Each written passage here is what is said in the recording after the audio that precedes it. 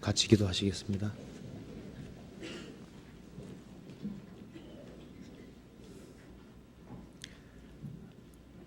자비로우신 우리 아버지 하나님 감사합니다.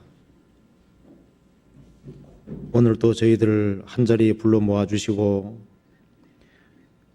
하나님의 말씀을 배울 수 있도록 인도해 주신 것을 진심으로 감사합니다. 이 가운데 주 성령께서 함께해 주시고 우리의 마음을 열어주시고 주님의 말씀으로 거룩하고 더욱 온전하게 만들어 주시고 주님의 복음과 주님 영광을 위해 살아가는데 조금도 부족함이 없도록 도와주옵소서. 세상은 너무나도 혼탁하고 죄악이 충만합니다. 이 험악한 세상 가운데서 주님의 도우심과 인도하심 속에 살 수 있도록 더욱 도와주옵소서. 이번 주간에 있는 모든 전도 집회에 주님 함께해 주시고 말씀 전하시는 분들에게 함께해 주시고 듣는 모든 사람에게 함께해 주셔서 이번에도 주님의 크신 역사 나타날 수 있도록 도와주옵소서. 그리고 해외에서 전도 중에 있는 많은 전도자들이 있습니다. 주님께서 일일이 기억해 주시고 도와주시옵소서. 이 자리에 참석하지 못한 형제자매님들 어디 있든지 주님께서 지켜주시고 도와주시고 주님의 말씀을 사모할 수 있도록 더욱 인도해 주시옵소서. 주님 오시는 그날까지 우리 신앙의 걸음이 실족하지 아니할 수 있도록 도와주시고 주님의 은혜와 사랑으로 채워주옵소서. 주 예수님 이름 받들어 기도하옵나이다. 아멘.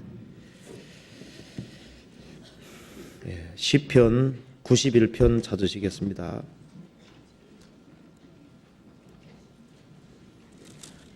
91편 1절부터 16절까지 제가 읽어보겠습니다.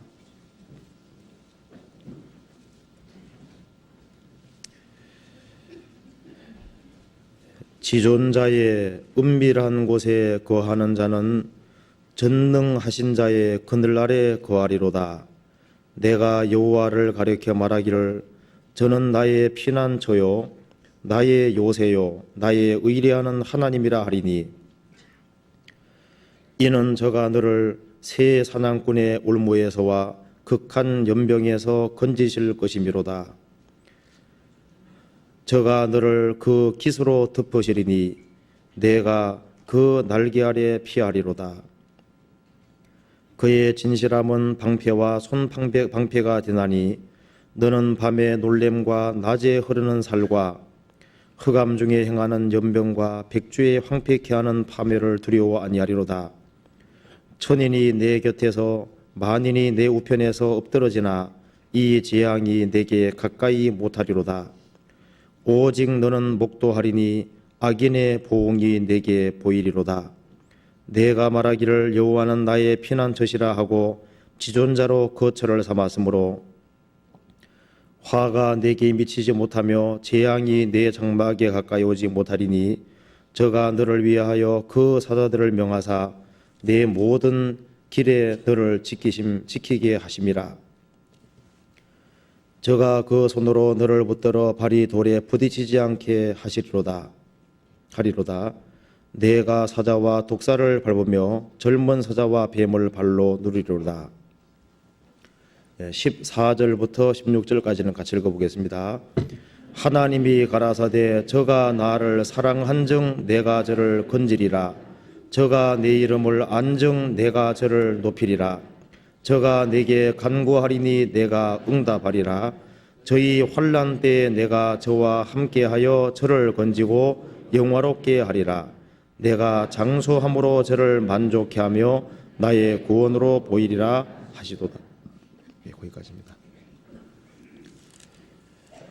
이번 주간에 집회가 아주 많이 있습니다. 그리고 이완 목사님께서는 익산교회 집회 가졌습니다. 그리고 이번 수요일 날 식구들이 좀 적게 온 것은 지금 집회 사람들이 많이 가 있다는 증거입니다.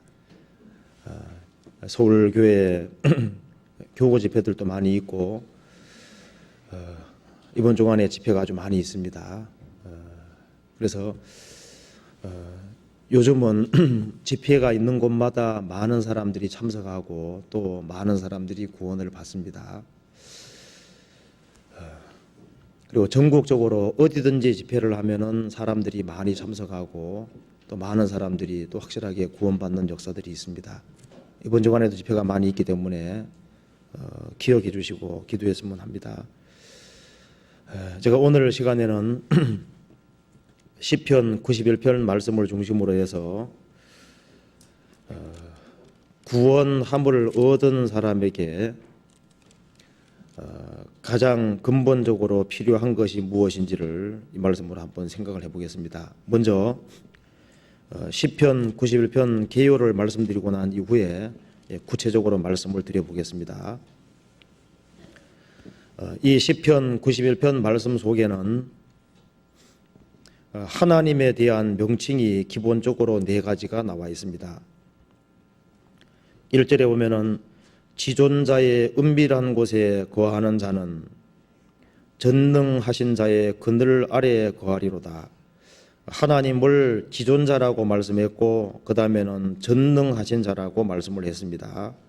그 다음에 2절에는 내가 여호와를 가리켜 말하기를 저는 나의 피난처요 나의 요새요 나의 의뢰하는 하나님이라 하리니, 그러니까 하나님을 가리켜서 지존자, 전능하신 자, 여호와, 하나님, 이렇게 4가지 명칭으로 이렇게 하나님을 얘기했습니다. 지극히 높으신 하나님, 지극히 존귀하신 높으신 하나님, 그리고 무엇이든지 할 수 있는 그 전능하신 자, 전능자라 그랬죠. 전능하신 자, 여호와, 스스로 존재하시면서 만물을 존재케 하시고 자비가 풍성하시고 은혜와 사랑이 충만하신 여호와, 그리고 강하신 하나님, 하나님이 강한 자다, 그런 뜻입니다. 그래서 제일 처음 1절 2절에서는 하나님이 어떤 분인지를 소개하고 난 이후에 3절 이하에는 인생에는 아주 변수가 많고 이 세상 살아가는 중에 이 세상은 요란하다는 것을 말하고 있습니다. 사람의 영혼이 새라면은 새를 사냥하는 사냥꾼이 있는 것처럼 우리 영혼을 노략질하는 사탄도 역사하고 또 이 세상에서는 극한 연병도 있고 또 밤에 놀램도 있고 또 예기치 못한 흐르는 살이 화살입니다. 예상치 못한 일들도 많이 벌어질 수 있고 황폐케 하는 일들, 파멸들, 또 악인이 괴롭히는 등등, 그리고 이 사탄이 역사한다고 말씀했습니다. 성경에 보면은 사자와 독사, 젊은 사, 뱀이 사탄 가리키는 겁니다. 그러니까 이 세상은 아주 복잡하고 요란하고 사탄이 역사하고 죄인이 역사하고 또 자연재해뿐 아니라 많은 일들이 벌어지는 세상이라는 걸 쭉 말씀했습니다. 그렇기 때문에 사람은 연약하고 인생 살아가면서 많은 문제는 생길 수밖에 없기 때문에 사람은 누구든지 피난처를 갈구하고 원하도록 되어 있습니다. 그런데 시편 기자는 말하기를 지존자, 전능자, 여호와, 하나님을 자기의 피난처로 삼은 사람, 그리고 하나님을 피난처로 삼았을 뿐 아니라 자기가 항상 거하는 일종의 집으로 거처로 삼은 사람, 그 사람은 하나님은 전능하신 분이고 그리고 모든 것을 미리 다 아시는 만물을 존재케 하시는 분이고 강하신 분이기 때문에 하나님께서 허락하시는 범위 안에서만 어려움이 있지 하나님의 통제를 벗어나는 그런 파멸이라든가 어려움은 없을 것이다. 즉 하나님을 의지하고 하나님을 피난처와 거처로 삼은 사람은 감당할 이상의 시험을 주지 아니하시고 그 사람은 보호를 받을 것을 쭉 말씀하고 난 이후에 하나님의 보호를 받으실 뿐 아니라 적극적으로 12절에 말한 대로 13절에 말한 대로 사자와 독사를 밟으며 젊은 사자와 뱀을 발로 누리리로다. 적극적으로 사탄의 권세를 정복할 것을 쭉 말씀을 했습니다. 그리고 이제 그 얘기를 하고 난 이후에 하나님을 참으로 자기의 피난처와 거처로 삼은 정말 그 구원받은 성도들, 그 성도들의 특징이 세 가지가 언급이 되어 있는데 14절 이하에 보면은 하나님이 가라사대 저가 나를 사랑한즉 내가 저를 건지리라. 저가 내 이름을 안정 내가 저를 높이리라. 저가 내게 간구하리니. 이 말씀 보면은 참된 성도의 표식이 세 가지가 나와 있습니다. 참으로 하나님을 자기의 피난처와 거처로 삼은 사람은 저가 나를 사랑한즉 하나님을 사랑할 거라고 얘기했습니다. 그리고 그 사람은 내 이름을 안다 그랬죠. 하나님을 안다 그랬습니다. 그리고 저가 내게 간구할 것이다. 간절히 기도할 것이다. 그렇게 말했습니다. 그래서 참된 성도의 표적이 여기에 세 가지가 나와 있는데 하나님을 사랑하고 하나님을 알고 하나님께 간구하는 세 가지 특징이 있다는 걸 좀 얘기를 했습니다. 그리고 그 다음에는 참으로 하나님을 피난처로 삼고 하나님을 거할 처소로 삼고 하나님을 사랑하고 하나님을 알고 하나님께 간구하는 그 사람에게 하나님께서 약속하시는 것이 있습니다. 그 성도를 하나님께서 건질 것이다. 그 사람을 하나님께서 높이실 것이다. 그 사람은 간구할 것이고 내가 응답할 것이다.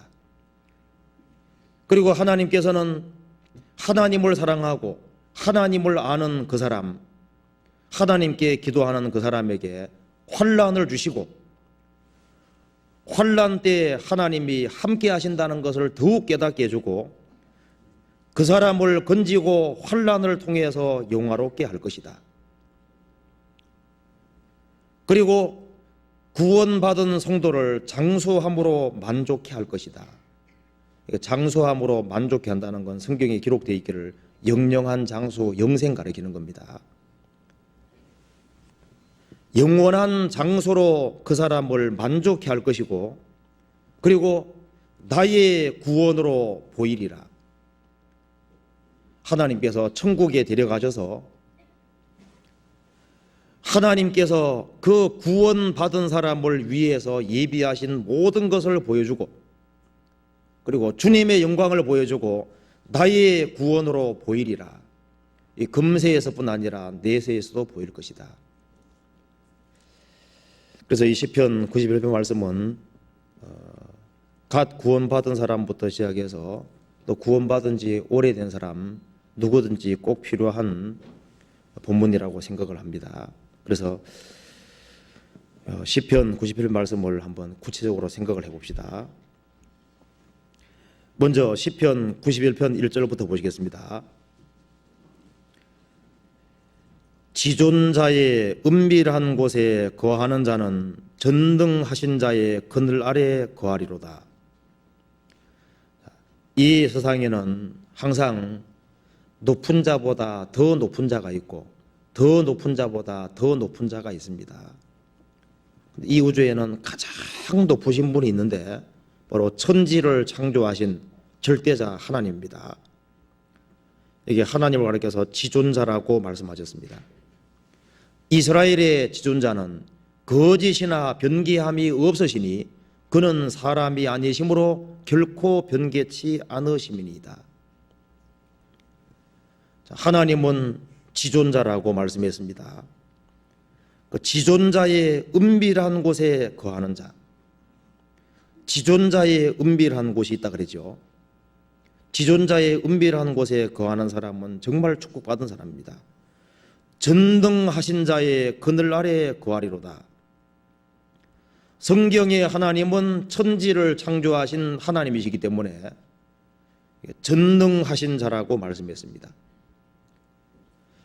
무엇이든지 할 수 있고 하나님 말씀하신 것은 반드시 성취하시는, 이 성경에 기록된 하나님은 없는 것을 있는 것 같이 부르시는 분입니다. 무에서 유를 창조하시고 작정하시고 원하시는 것은 무엇이든지 할 수 있는 전능하신 자입니다. 전능하신 자의 그늘아래 거하리로다. 내가 여호와를 가리켜 말하기를, 여호와는 하나님의 이름인데 나는 스스로 있는 자니라, 그런 뜻입니다. 스스로 존재하시면서 만물을 존재케 하시고 나 여호와는 변혁지 아니하나니 그러므로 야곱 자손아 너희들이 소멸되지 아니하느니라. 하나님은 마음이 바뀌는 분이 아닙니다. 여호와는 변혁지 않는다. 예나 지금이나 항상 동일하신 하나님입니다. 내가 여호와를 가르쳐 말하기를 저는 나의 피난처요 나의 요새요 나의 의리하는 하나님이라 하리니, 하나님이 가장 강하신 분입니다. 먼저 이게 하나님을 소개를 했습니다. 그런데 이 지구 속에는 엄청난 일들이 많이 벌어집니다. 이게 7절에 보면은 천인이 내 곁에서 만인이 내 우편에서 엎드러지나 이 재앙이 내게 가까이 못하리로다. 이 세상에는 전쟁도 있고 질병도 있고 예기치 못한 일들이 벌어지고 또 마귀가 틈만 있으면 역사하는 그런 아주 험악한 세상에 살고 있습니다.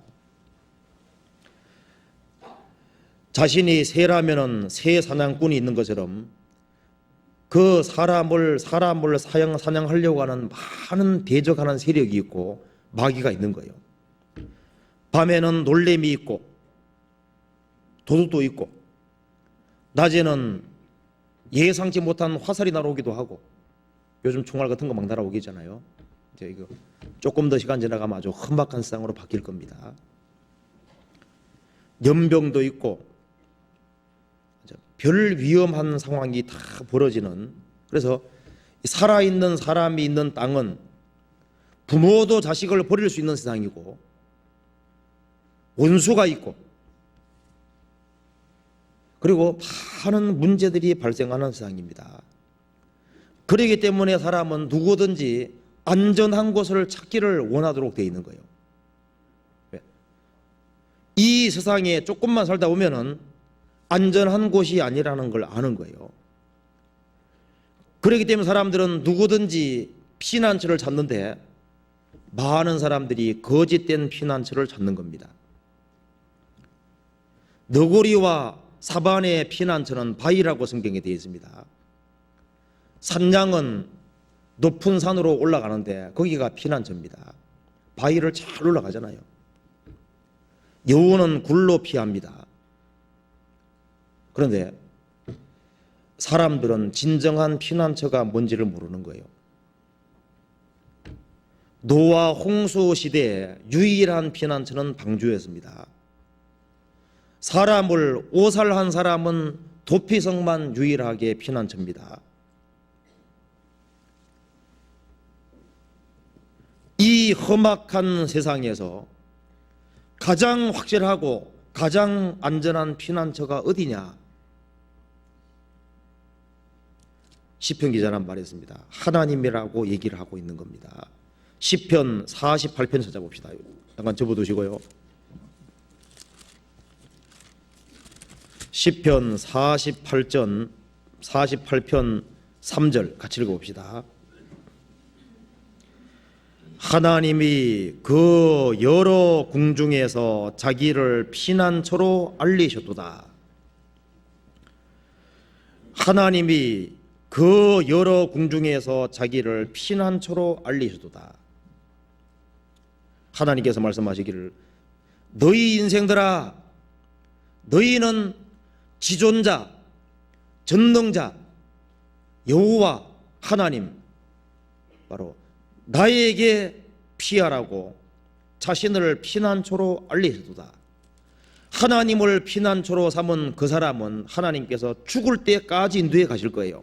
14절 같이 읽어봅시다.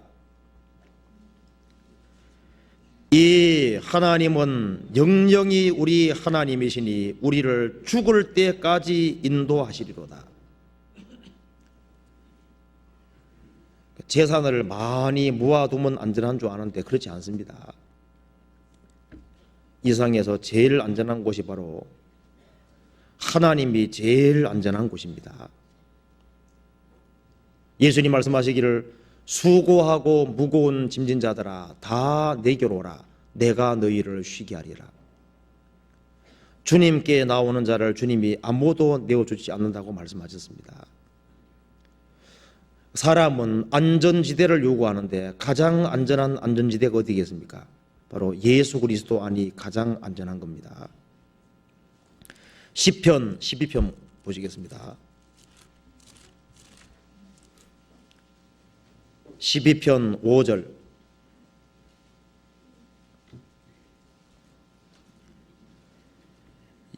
여호와의 말씀에 가련한 자의 눌림과 궁핍한 자의 탄식을 인하여 내가 이제 일어나 저를 그 원하는 안전지대에 두리라 하시도다. 그 원하는 사람은 안전지대를 원합니다. 내가 이제 일어나 저를 그 원하는 안전지대에 두리라. 영혼의 유일한 피난처가 바로 예수 그리스도 아닙니다. 그리고 이 세상 살아가는데 많은 문제들이 발생하는데 그 문제를 참으로 해결할 수 있는 능력이 있는 분이 누구예요? 바로 예수 그리스도입니다. 그래서 그분에게 피하는 것이 가장 안전지대입니다. 왜냐하면 그분은 인간이 아니잖아요. 성경에서는 인간 의지하지 마라 그랬습니다. 시편 146편 보시겠습니다. 146편 3절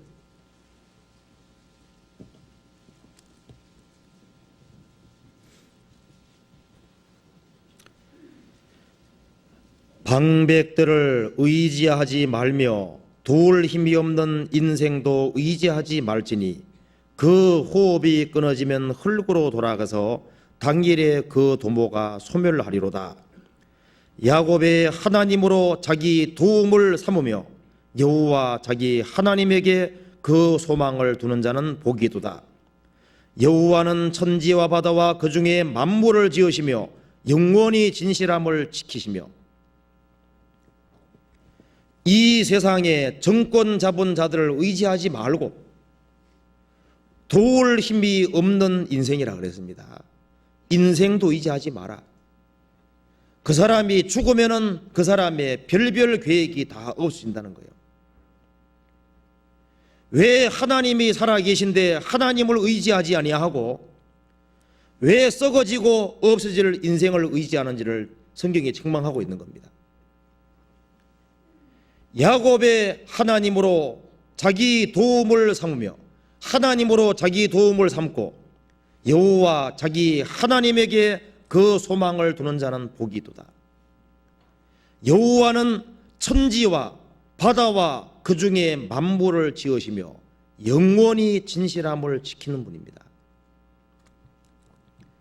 어떤 엄마를 잃은 조그마한 여자아이에게 어떤 사람이 물었습니다. 너는 결혼 일을 의논할 수 있는 어머니가 없으니 어떻게 하니 물으니까 우리 어머니가 죽기 전에 나에게 말씀하시기를 문제가 있을 때마다 예수님께 나아가라고 말씀하셨어요. 왜냐하면 우리 어머니는 예수님은 언제나 자기에게 친구가 되어 주셨고 내가 예수님에게 항상 도움을 입었기 때문에 너도 어려움이 있을 때마다 예수님께 나아가면 예수님이 항상 너의 친구가 되어 주실 거라고 말씀하셨기 때문에 저는 조금도 걱정하지 않아요. 어려움이 있을 때마다 어머니도 물론 필요하지만은 예수님은 자기에게 더 좋은 친구가 된다는 겁니다. 우리가 구원함을 받고 나면은, 즉 예수님을 자기의 피난처로 확실하게 삼고 나면은 우리가 광활한 곳에 서 있다는 걸 압니다. 시편 118편 5절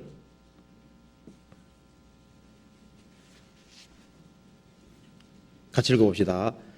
내가 고통 중에 여호와께 부르짖었더니 여호와께서 응답하시고 나를 광활한 곳에 세우셨도다. 여기 고통은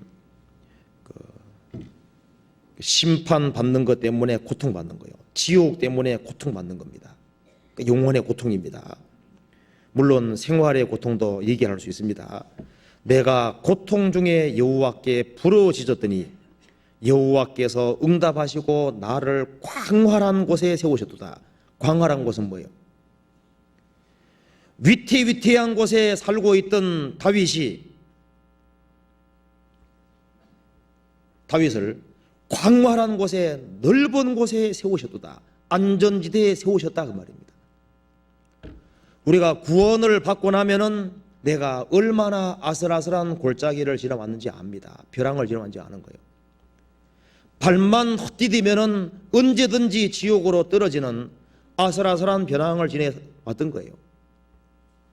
근데 구원을 받고 나면은 알잖아요.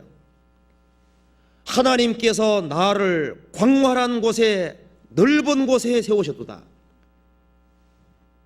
벼랑이 아닌 넓은 곳은 안전한 곳이잖아요. 구원을 받고 나면은 구원 안 받은 사람 볼 때 어떻게 보입니까? 구원 안 받은 사람들을 정말 아슬아슬한 벼랑을 지금 다니고 있는 거예요.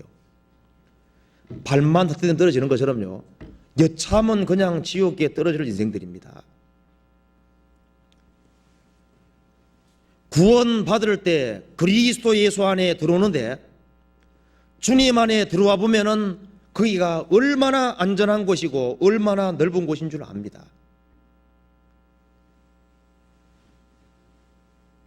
나를 광활한 곳에 세우셔도다. 벼랑을 지나서 높은 곳에 올라와서 넓은 곳에, 펼쳐진 곳에 딱 있으면은요, 넓은 전망 가지게 되잖아요. 구원을 확실하게 받고 나면은 광활한 곳에 서서 보면은 이제 금세뿐 아니라 내세가 확실하게 보입니다. 구원받지 아니한 사람이 얼마나 불쌍한지도 확실하게 알잖아요. 자, 그런데 시편 기자는 이렇게 말했습니다. 시편 91편 다시 한번 봅시다.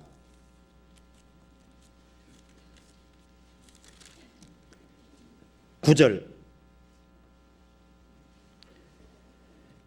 내가 말하기를 여호와는 나의 피난처시라 하고 지존자로 거처를 삼았으므로, 이제 주님을 자기의 피난처로 삼고 나면은 이제 압니다. 아, 주님은 내가 잠깐 피할 곳이 아니라는 걸 아는 거예요. 어떤 사람 말하기를 나는 구원만 받고 이제 그 다음부터는 신앙생활 안 할란다. 근데 구원을 확실히 받아봐요. 그 피난처가 너무나도 좋은 곳이기 때문에. 어떤 사람은 북한에서 피난 와가지고 남한으로 와가지고 남한에 살기 좋으면 아예 물 앉아가지고 사는 사람이잖아요. 지방에 내려갔는데 잠깐 있다가 올라 그랬는데 거기가 너무 좋아가지고 아예 물러 앉는 사람도 있습니다. 한 사람이 주님을 자기의 피난처로 삼고 보니까 이곳이 너무나도 광활한 곳이고 너무 좋은 곳이라는 걸 압니다. 그래서 여호와는 나의 피난처시라 하고, 이제 피난처일 뿐 아니라 지존자로 거처를 삼았으므로, 거처가 뭐예요? 우리가 비가 오면은 동굴 속에 잠깐 피하는 피난처 그 정도가 아니고 거처라는 것이 뭐예요? 그게 사는 거예요. 거기서 한 사람이 구원을 받고 나면은 그 예수 그리스도 안이 너무 좋기 때문에 그 안에는 우리에게 필요한 모든 것이 다 있기 때문에 아예 거기에 물러 앉아 버리는 겁니다. 그게 거처라는 거예요. 거처. 그 옛날에 아브라함도 주님을 거처로 삼고 이삭, 야곱도 마찬가지입니다. 다윗도 하나님을 자기의 피난처일 뿐 아니라 거할 집으로 삼은 거예요. 거기를 떠나지 않는 겁니다. 시편 90편 1절 같이 읽어봅시다. 주여, 주는 대대 우리의 거처가 되셨나이다. 주님은 대대 우리의 거처가 되셨나이다. 그렇죠. 구약의 믿음의 모든 선진들, 신약 시대의 모든 믿음의 사람들은 하나님을 자기의 일시적인 피난처로 삼은 것이 아닙니다. 제일 처음에는 우리의 영혼만 의탁했는데 그것이 너무 좋은 거예요. 그래서 아예 거기에 물러 앉아 버리는 겁니다. 그걸 집으로 삼는 거예요. 주는 대대 우리의 거할 집이 되셨나이다.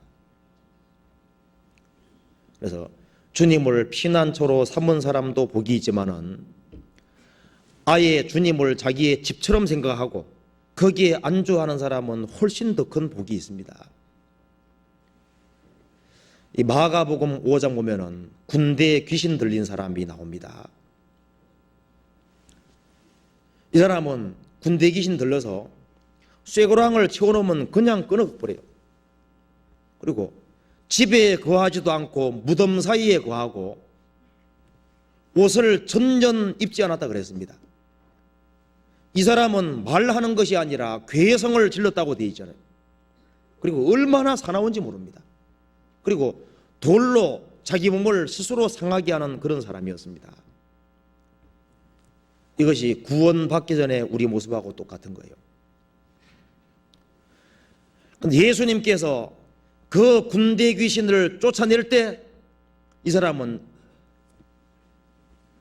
제정신이 없었는데 귀신이 딱 나가니까 그때부터 제정신이 돌아온 거예요. 사람이 구원을 받아야만 자기 정신이 돌아오는 거예요. 구원받으면 아차, 내가 마귀에게 완전히 속았었구나. 내가 인생을 너무 많이 허비했구나. 구원받고 난 다음에 야, 내 구원 너무 빨리 받았다 그런 생각 드세요? 아니죠. 아니죠. 죄 좀 더 많이 짓다가 나중에 구원받는다 그런 생각 듭니까? 아니죠. 저도 대학교 1학년 때 구원받았는데 구원받고 나니까 시간이 얼마나 아까운지요. 내가 조금 더 일찍 구원받았다면 얼마나 좋았을까. 당연히 그 생각이 듭니다. 구원받은 사람은요. 제정신이 다 들어오는 거예요. 그리고 가치관이 완전히 바뀌어버리는 거예요. 그리고 이 사람 보니까 자기가 옷을 벗었다는 거 알았잖아요. 얼른 옷을 찾아 입었습니다. 이제 구원받고 나면은 정말 부끄러운 것이 뭔지를 아는 거예요. 그리고 이제 옷을 입었다는 것은 뭐예요? 이제 구원의 옷을 입는 것을 그림자로 보여주는 겁니다. 이 사람은 무덤 사이에 거했는데 무덤이 자기 집이라고 생각했습니다. 죄와 죽음과 사망의 권세 아래에 있는 것을 보여주는 거예요. 이 사람이 군대 귀신 나가고 난 이후에는 자기 집에 가서 거했습니다. 구원을 받으면은 주님이 자기의 집이라는 걸 알고 하나님께서 어디에 역사하시는지를 알기 때문에 주님 몸된 교회에 연결되도록 되어 있는 거예요. 쇠고랑을 채워서도 끊어버렸는데 통제불능이었는데 구원받은 사람은 통제돼 갑니다. 그렇잖아요. 구원받기 전에는 우리는 말한 것이 아니라 괴성을 질렀던 거예요. 괴성을. 이제 구원받아야만 진짜 말을 하는 겁니다.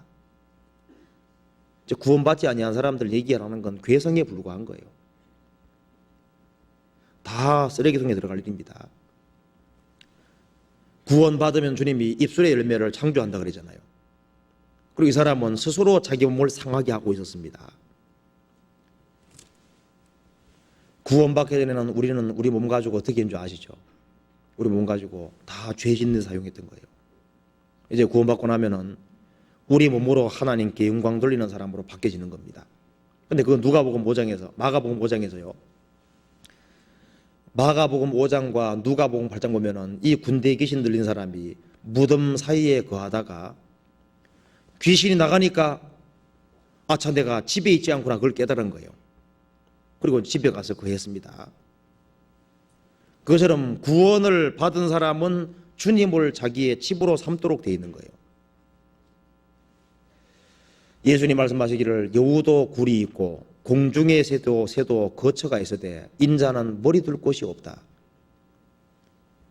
예수님은 머리 둘 곳을 찾으러 왔고, 그래서 구원받은 사람은 주님 안에 들어가서 만족하는 거고, 또 주님은 우리 속에 들어오셔서 만족하는 거예요. 주는 대대에 우리의 거처가 되셨나이다. 하나님을 자기의 피난처로 삼고 하나님을 자기의 거할 집으로 삼는 사람은 틀림없이 주님 몸된 교회가 하나님의 집이기 때문에 거기에 거할 겁니다. 그리고 거기를 사랑할 거예요. 시편 26편 찾아봅시다. 8절.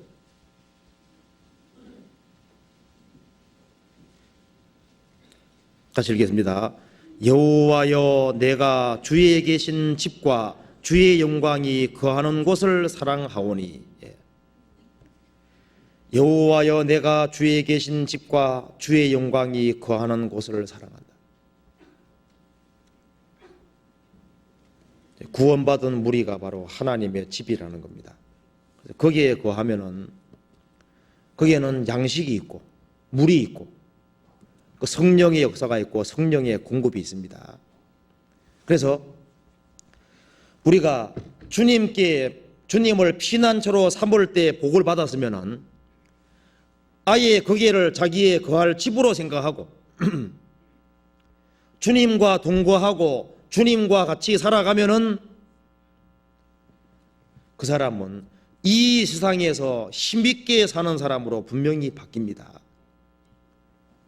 성경에 보면은 사람의 영혼을 배라 그랬습니다. 그럼 배에서 제일 중요한 것이 뭘까요? 방수입니다. 그 방수가 성경에서 믿음이라고 되어 있거든요. 이 노아 방주는 역청으로 안팎에 칠해져 있으니까 물이 들어올 수 없습니다. 그러니까 피가 침몰되지 않는 거예요. 우리는 인생이라는 바다를 항해할 때 영혼에게 제일 기초가 바로 믿음이라는 겁니다. 믿음이 방수거든요. 만일 천국 가는 믿음이 확실하지 아니하면 그건 파손된 배라고 성경에 되어 있는 거예요. 믿음에 관하여는 파손하였느니라 그래 나와 있잖아요. 그래서 천국 가는 확실한 믿음을 소유한 사람은 파손되지 않는 배하고 똑같은 거예요. 그리고 이 배에 닷이 있잖아요. 제가 노아도에 이번에 갔을 때 그 조그만 배를 탔습니다. 그 조그만 배도 닷이 있어요. 닷이 있어야만 떠내려가지 않습니다. 배에 닷이 있는 것처럼 영혼이라는 배에 닷이 소망이라고 되어 있습니다. 소망은 영혼의 닷과 같아 그랬습니다. 그래서 소망이 확실한 사람은 세상 풍파에 떠내려가지 않는 거예요. 닷이 큰 닷이면은 안 밀려갑니다. 소망이 확실한 것이 뭐예요? 영혼에 닷이 있는 거예요. 소망이 확실한 사람은 무엇이든지 다 견디는 거예요. 그리고 배에는 키가 있습니다. 키가 그 방향을 결정하는 거잖아요. 그 방향을 확실하게 하는 것이 뭐예요? 자기 의지입니다. 구원받고 난 이후에 목표가 확실히 되잖아요. 목표가 확실하고 배의 키를 딱 바르게 하는 것처럼요. 이 신앙생활에서 목표가 아주 확실히 되는 거예요. 그리고 배에는 나침판이 있고 지도가 있어야 되는 거예요. 그게 바로 하나님 말씀과 똑같은 거잖아요. 주의 말씀은 내 발의 등이요 내 길의 빛이니이다.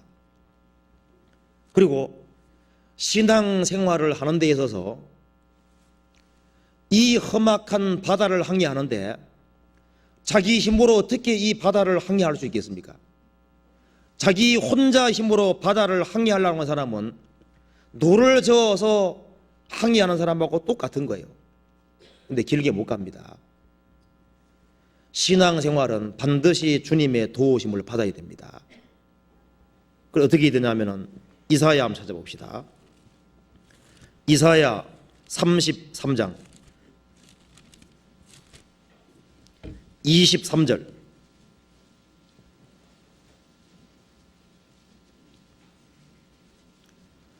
같이 읽어보겠습니다. 너의 돛대의 줄이 풀렸었고 돛대 밑을 튼튼히 하지 못하였었고 돛을 달지 못하였었느니라.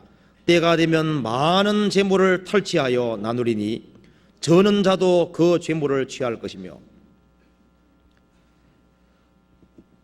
돛대 줄을 감고 바람은 하나님께서 불게 해주시는데 바람을 받아야 됩니다. 그러면 성령의 바람이 어디 부냐 그 말입니다. 주님의 집에서 부는 거예요. 하나님이 나사렛 예수에게 성령과 능력을 기름 부어 하셨는데 그 예수님께서 역사하시던 성령이 어디 와 있습니까? 구원받은 사람들이 모인 무리 가운데 성령이 역사하고, 성령 역사하는 것은 쉽게 말하면 바람이 부는 것하고 똑같은 거예요. 근데 성령이 바람처럼 불고 있는데 돛대의 줄이 감겨 있지 않고 돛대 밑을 튼튼히 하지 못하고 돛을 달지 아니하는 배는 바람 받을 수가 없잖아요. 그래서 이 돛대 밑을 튼튼히 하는 것이 뭐예요? 그것이 주님이 역사하시는 교회에 아주 굳게 붙어 있는 겁니다. 그리고 돛대줄을 감고 돛을 다는 것이 뭐예요? 돛이 이렇게 말려 있으면 안 되잖아요. 보면 꼭 마음하고 비슷해요. 마음이 꼬여 있는 사람은 말씀이 안 들어갑니다. 그렇잖아요. 그러니까 돛을 활짝 펼쳐야 되는 거예요. 교제 가운데서 마음을 활짝 열어야 됩니다. 고린도 교회의 성도들이 어떻게 했는 줄 아시죠? 이간이 돼가지고 사도 바울하고 이간돼서 마음을 좁혀놓은 거예요. 말씀이 안 들어오는 겁니다. 그래서 보답하는 양으로 마음을 넓히라 그랬습니다. 돛을 활짝 펼쳐야만 바람을 받을 수 있는 거예요. 구원받은 사람들이 모인 무리 가운데 자리를 차지할 뿐 아니라 어떻게 됩니까? 돛을 펼치는 것처럼 마음을 활짝 열면요, 그 가운데서 성령이 역사해서 이 세상에서 힘있게 살아가도록 만드시는 거예요. 나사로가 주님 말씀으로 살아났는데 여전히 수건은 얼굴에 쌓여 있었고 손과 발은 묶여 있었다고 되어 있습니다. 근데 풀어놓아 다니게 하라. 주님이 안 풀어줬습니다. 살아나긴 살아났는데 수건이 쌓여 있는 거예요. 근데 그걸 어디서 푸느냐 하면은 살아있는 사람이 풀어주는 겁니다. 풀어놓아 다니게 하라. 어디서 풀리는 거예요? 구원받은 무리 가운데서 주님께서 수건을 하나씩 벗겨주는 거예요. 그렇게 하면 그 속에서 주님 영광을 보게 되고, 수족이 동려 매어 있는데 구원받은 무리 가운데서 거기 풀려지면은 자유롭게 행보하게 되고, 그러니까 이제 그것이 전도하는 발로 가게 되고, 손이 풀리면 어떻게 되는 거예요? 봉사하는 손으로 바뀌잖아요. 그래서 주님 역사하시는 교회 가운데서 정상적으로 공급받으면은 그것이 봉사하는 손으로, 그리고 전도하는 발로 신비있게 살아가는 생애로 바뀌는 거잖아요. 그래서 주님을 자기의 피난처와 자기의 거할 집으로 삼은 사람, 그 사람은 기본적으로 두 가지 특징이 있다고 성경에 말을 하고 있는 겁니다. 시편 91편 다시 한번 봅시다. 10절.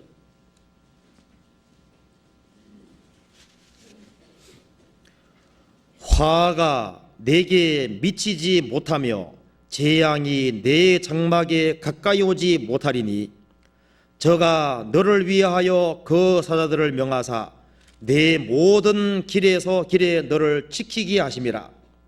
저희가 그 손으로 너를 붙들어 발이 돌에 부딪히지 않게 하리로다.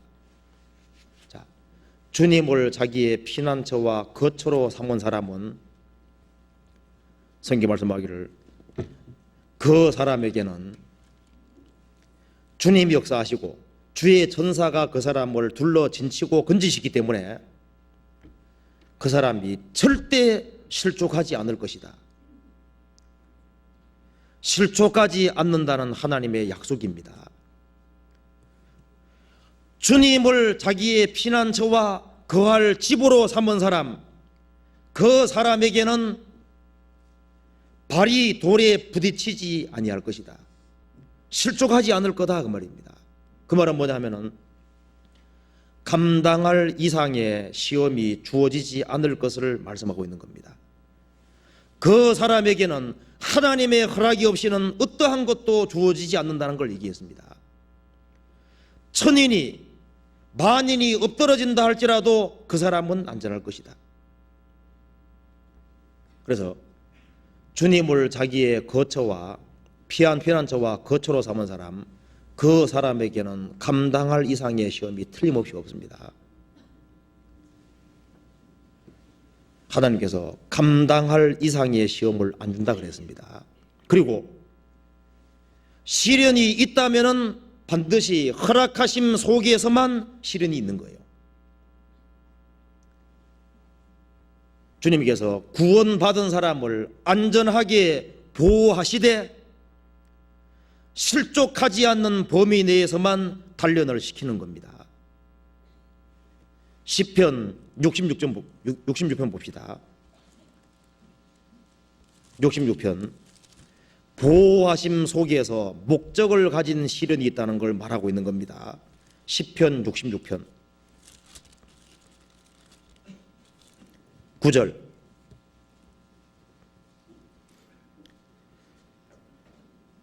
그는 우리 영혼을 살려두시고 우리의 실족함을 허락지 아니하시는 주시로다. 주님은 우리 영혼을 살려두시고 우리가 실족하는 것은 허락하지 않습니다. 실족은 허락하지 않으시되 시련 주신다면은 보호하심 속에서 목적 가진 시련이 있는 거예요. 10절. 하나님이여 주께 소리를 시험하시되 우리를 단련하시기를 은을 단련함 같이 하셨으며 우리를 끌어 그물에 들게 하시며 어려운 짐을 우리 허리에 두셨으며 사람들로 우리 머리 위로 타고 가게 하셨나이다. 우리가 불과 물을 통행하였더니 주께서 우리를 끌어내사 풍부한 곳에 들이셨나이다. 실족은 허락하지 아니하시되 목적을 가진 시련은 있다는 거예요. 은을 단련하는 것처럼 그리스도인들을 단련시키는 겁니다. 우리를 끌어 그물에 들게 하시며 꼼짝달싹 못하는 상황으로 몰아넣는 것도 하나님이 허락하시는 거예요. 어려운 짐을 우리 허리에 두셨으며, 어려운 짐이 있으면 걷기 힘들 거 아니에요. 그래서 아주 꼼짝달싹 못하는 여러 가지 어려운 무거운 짐을 주시는 겁니다. 실족은 허락하지 않되 시련은 통과시킵니다. 사람들로 우리 머리 위로 타고 가게 하셨나이다. 사람에게 짓밟히는 것도 경험하도록, 인생에서 쓰라림을 겪도록 하나님께서 만드십니다. 우리가 불과 물을 통행하였더니 죽게 소리를 끌어내사 시련 속에 끌어들인 것도 주님이시고 그 시련을 통과하니까 끌어내신 분도 하나님이시고 그렇게 해서 풍부한 곳에 들이셨나이다.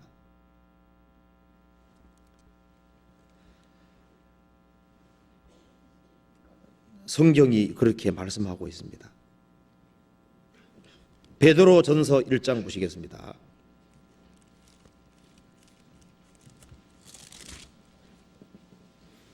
(1장) 6절.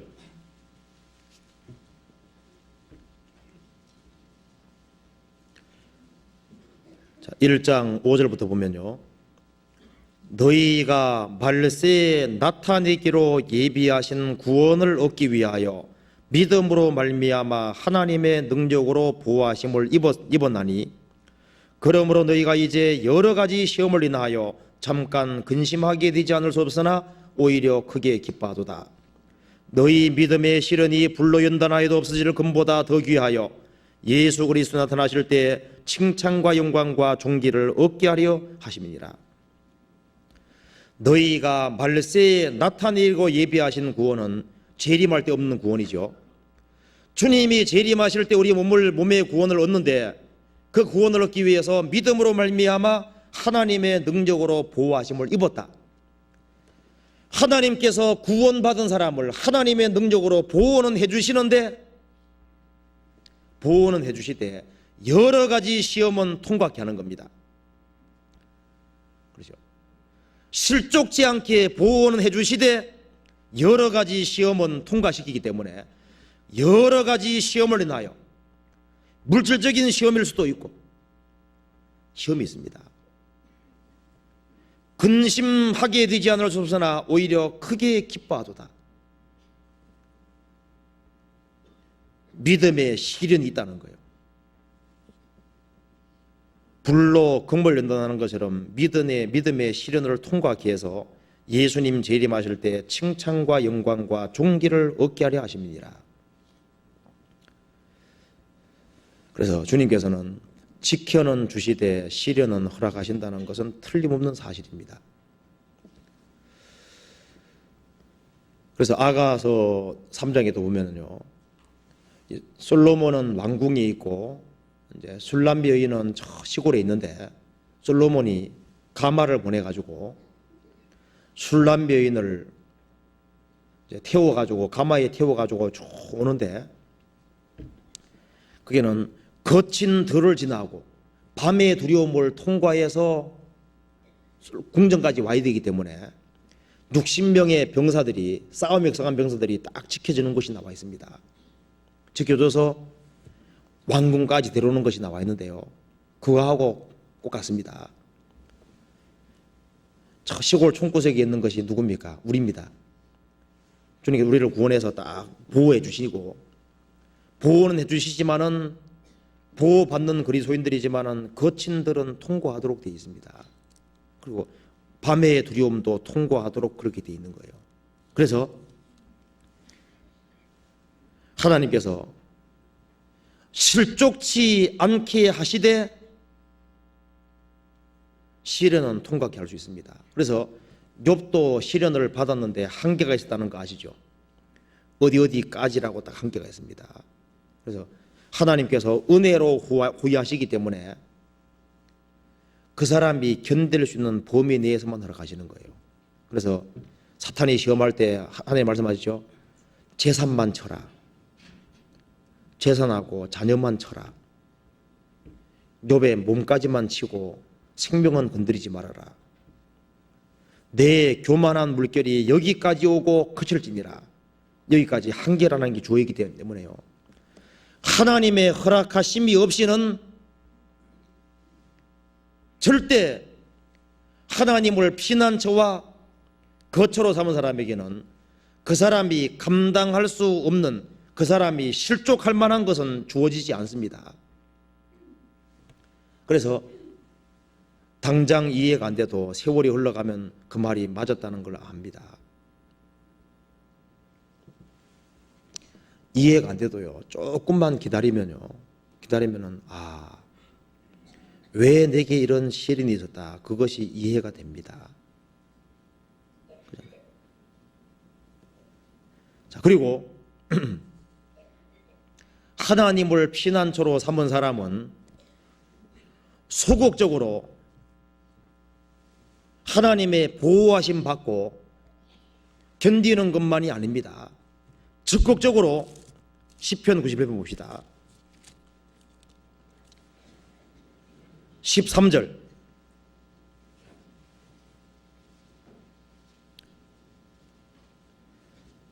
내가 사자와 독사를 밟으며 젊은 사자와 뱀을 발로 누르리로다. 시편 91편 13절. 13절에 내가 사자와 독사를 밟을 것이다. 이게 사탄의 세력 가리키는 거예요. 젊은 사자와 뱀을 발로 누리로다. 여기 보면은 하나는 사자고 하나는 독사잖아요. 하나는 젊은 사자고 하나는 뱀입니다. 이 마귀는요 아주 강한 모습 나타나기도 하고, 뱀은 아주 몰래 활동하잖아요. 여기 보면은 내가 사자와 독사를 밟을 것이다. 젊은 사자와 뱀을 발로 누를 것이다. 어떤 종류의 사탄의 세력이든 간에 그걸 정복하고 주님의 뜻을 행하고 이 세상에서 힘있게 살게 될 것이라는 약속의 말씀입니다. 자, 주님을 자기의 피난처와 거할 처소로 삼은 사람은 하나님이 허락하지 않는 화는 당하지 않을 것이다. 그뿐 아니라 적극적으로 하나님의 뜻을 행하고 사탄의 세력을 정복하고 하나님 영광을 드러내게 될 것이다. 이기는 생애를 살게 될 것을 말씀하는 겁니다. 이 사탄의 권세를 밟을 걸 얘기를 하잖아요. 그래서 성경에 보면은 야곱을 가리켜 말하기를 야곱은 하나님과 사람으로 더불어 겨루어 이겼다 그랬습니다. 하나님과 사람으로 더불어 겨루어 이겼다. 정말 하나님을 자기의 피난처와 하나님을 자기의 집으로 이기고 살아가는 사람, 그 사람은 이 험악한 세상을 이길 뿐 아니라 하나님의 뜻을 행하는 그런 사람이 된다는 것을 말하고 있는 겁니다. 로마서 8장 보시겠습니다. 8장 28절.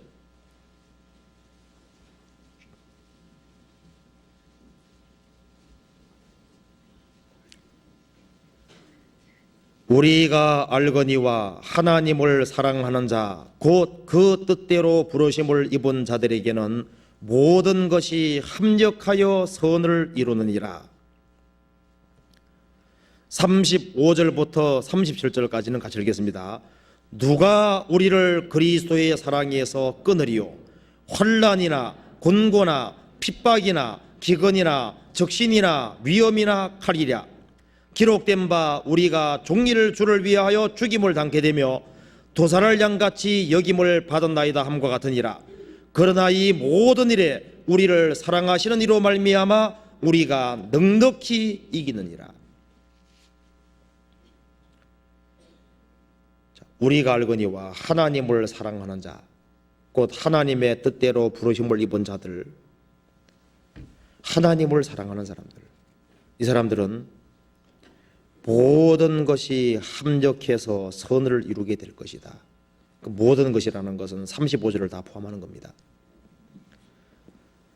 그리스도인에게 주님이 환난을 허락하셨다면은 그 환난이 우리에게 보이지 않는 선을 이루고 있다는 거예요. 내게 곤란하고 괴로운 일, 병이 있다면은 그것이 보이지 않는 선을 이루고 있습니다. 내게 이유 없는 핍박이 있다면은 그것이 내게 선을 이루고 있는 거예요. 내게 기근이 있고 경제적으로 아주 어렵다면은 적신 입을 것이 없다는 얘기잖아요. 내게 위험이 있고 칼이 있고 죽음이 놓여 있고 그 모든 것이 함께 어우러져서 절대 해가 되지 아니하고 선을 이루느니라. 기록된 바 우리가 종리를 주를 위하여 죽임을 당게 되며 도살할 양같이 여김을 받은나이다 것 같으니라. 그러나 이 모든 일에 우리를 사랑하시는 이로 말미암아 우리가 넉넉히 이기느니라. 주님을 피난처와 자기의 거처로 삼고 있는 사람은 주님이 그 사람을 보호해 줄 뿐 아니라 그게 주님께서 필요한 걸 다 주시는 거예요. 주님의 공급받는 그 힘으로 우리가 넉넉히 이기느니라. 오직 여호와를 앙망하는 자는 새 힘을 얻으리니 독수리의 날개치며 올라감 같을 것이요 다른 박질하여도 곤비치 아니하겠고 걸어가도 피곤치 아니하리로다. 여호와를 앙망하는 사람은 새 힘을 얻을 것이다. 독수리가 날개치며 올라가는 것처럼 모든 것을 극복하는 힘, 다른 박질하여도 피곤치 아니하고 걸어가도 공고하지 않고 피곤치 않는 계속적으로 달려갈 수 있는 힘을 얻게 될 것이다. 그래서 넉넉히 이기느니라. 넉넉히. 구원을 받지 아니한 사람에게도 어려움은 옵니다. 구원 받은 사람에게도 어려움은 와요. 차이가 있다면 구원을 받은 사람에게는 어려움이 와도 모든 것을 극복할 수 있는 힘을 주님께서 주시는 겁니다. 구원을 받은 사람에게는 장애물이 있지만은 장애물을 넘어갈 수 있는 힘도 주시는 겁니다. 주의 법을 사랑하는 자에게는 큰 평안이 있으니 저희에게 장애물이 없으리이다. 장애물을 주시면은 넘어갈 수 있는 힘도 주시는 겁니다.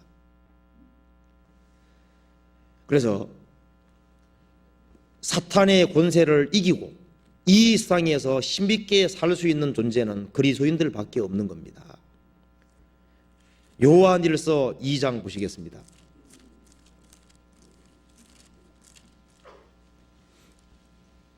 (2장 14절)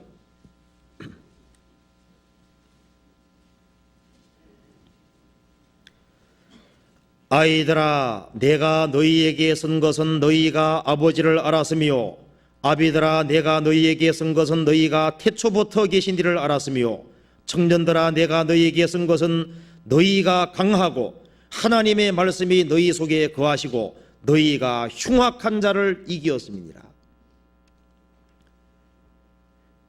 너희가 강하고 하나님의 말씀이 너희 속에 거하시고 너희가 흉악한 자 마귀를 이기었음이니라.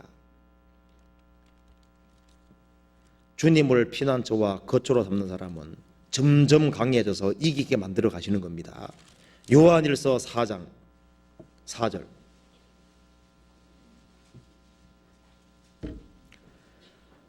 자녀들아 너희는 하나님께 속하였고 또 저희를 이기었나니 이는 너희 안에 계신 이가 세상에 있는 이보다 크심이니라.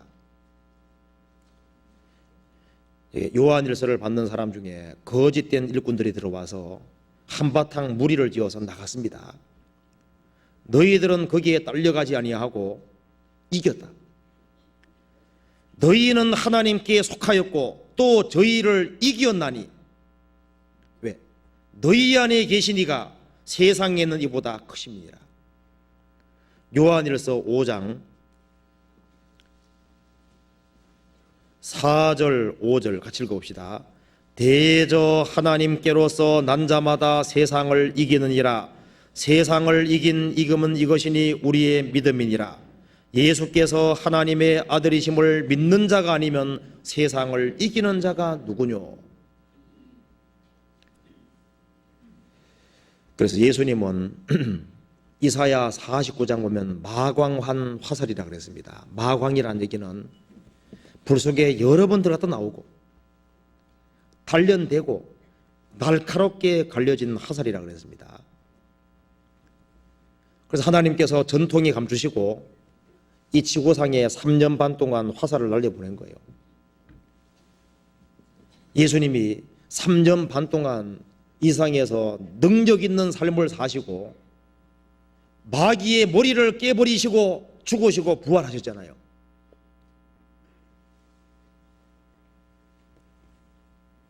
그래서 예수님이 하나님의 엄청난 무기였습니다. 그처럼 구약시대 때 다윗도 하나님의 무기잖아요. 하나님께서 다윗을 전쟁케 하기 위해서 능력으로 띠를 띄워서 다윗은 가는 곳곳마다 이겼습니다. 지렁이 같은 너 야곱아, 내가 너희를 철타작기기를 삼을 것이다. 산을 부순다고 성경에 나와 있잖아요.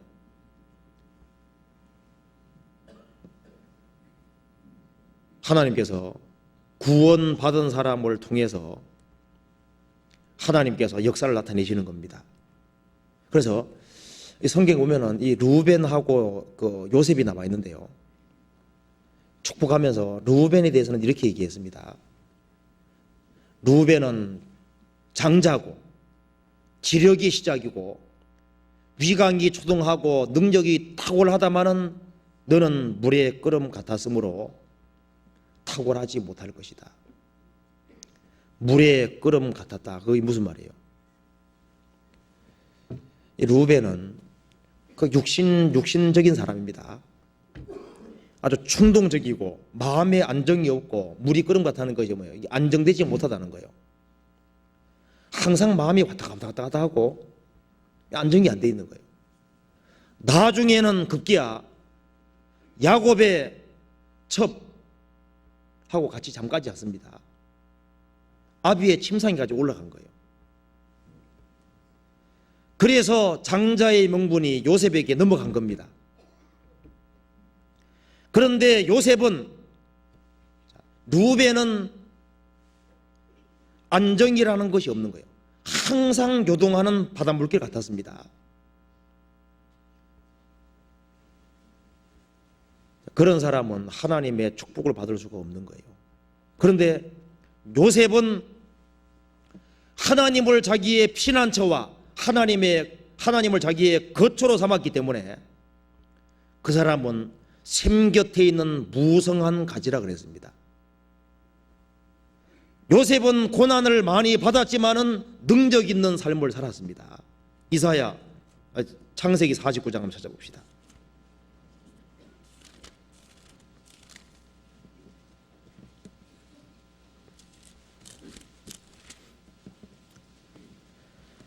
(49장) 22절 23절 제가 읽어보겠습니다. 24절까지요. 요셉은 무성한 가지 곧 샘 곁에 무성한 가지라. 그 가지가 담을 넘어도다. 활 쏘는 자가 그를 학대하며 그를 쏘며 그를 군박하였으나 요셉의 활이 도리어 견강하고 그의 팔이 힘이 있으니 야곱의 전능자의 손을 힘입음이라. 요셉은 물의 끓음 같은 사람이 아닙니다. 요셉은 무성한 가지 곧 샘 곁에 무성한 가지라. 그 가지가 담을 넘어도다. 요셉은 크게 번창했습니다. 샘 곁에 딱 고정되어 있었어요. 요셉은 하나님을 자기의 유일한 피난처와 유일한 자기의 거처로 삼았습니다. 항상 주님께 붙어 있었어요. 그래서 활 쏘는 자가 요셉을 학대하고 그를 죽이려고 쏘고 그를 번거롭게 하고 고통스럽게 만들었지만은 요셉은 도리어 경강하고 그의 팔이 힘이 있었다. 왜? 야곱의 전능자의 손을 힘입니다. 요셉은 능력 있게 힘있게 살았습니다.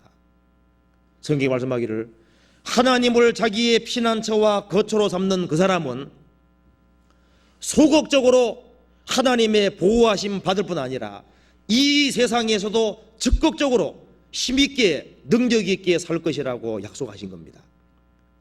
그리고 하나님을 자기의 피난처와 거처로 삼은 사람은 세 가지 동일한 특징이 있는데요. 시편 다시 한번 봅시다. 91편에 14절.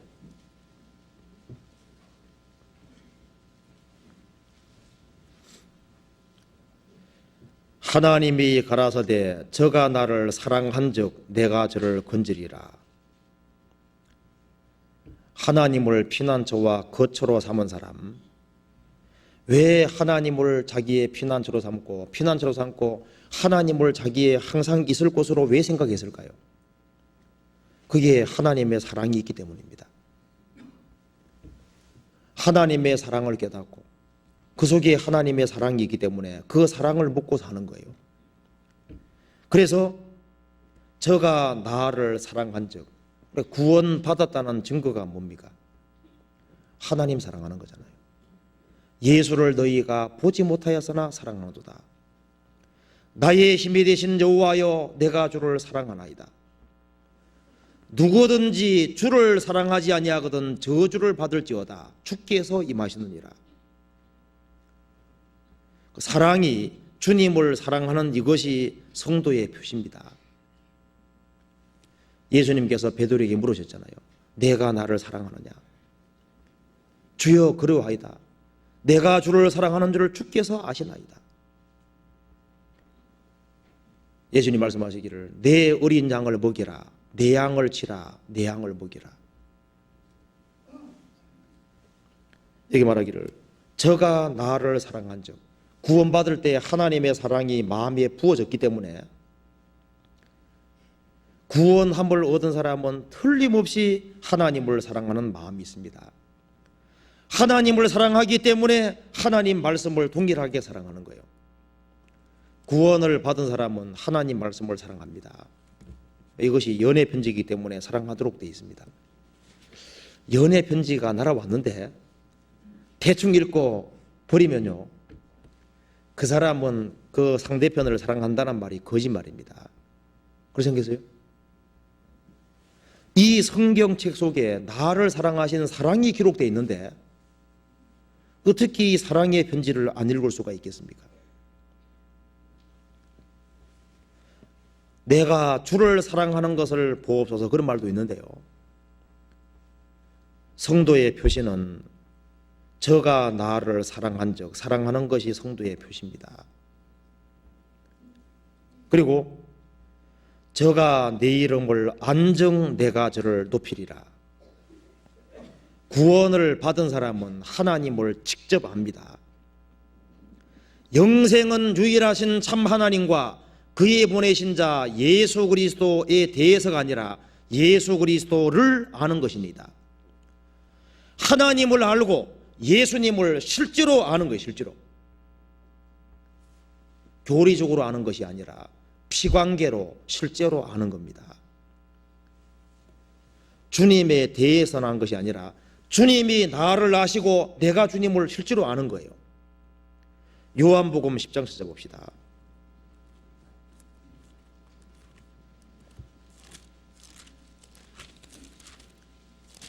요한복음 10장 14절.